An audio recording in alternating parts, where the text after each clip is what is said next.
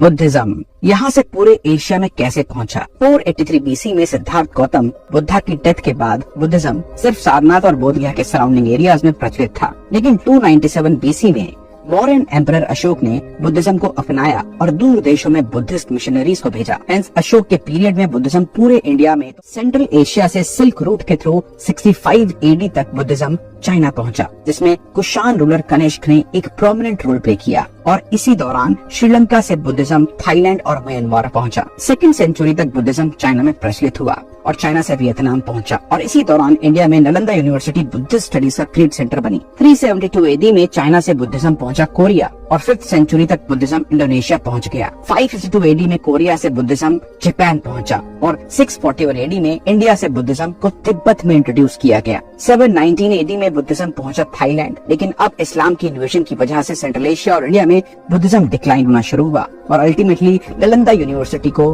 1197 में और विक्रमशिला को 1203 एडी में जला दिया गया। 13th सेंचुरी में बुद्धिज्म तिब्बत से पहुंचा मंगोलिया। वहीं 15th सेंचुरी में इंडोनेशिया में इस्लामिक रेबेलियन के बाद बुद्धिज्म को इरेडिकेट कर दिया गया और 1920s में कम्युनिस्ट सोवियट्स ने मंगोलिया में और 1950s में कम्युनिस्ट चाइना ने तिब्बत एंड चाइना से बुद्धिज्म को इरेडिकेट करने की कोशिश करी।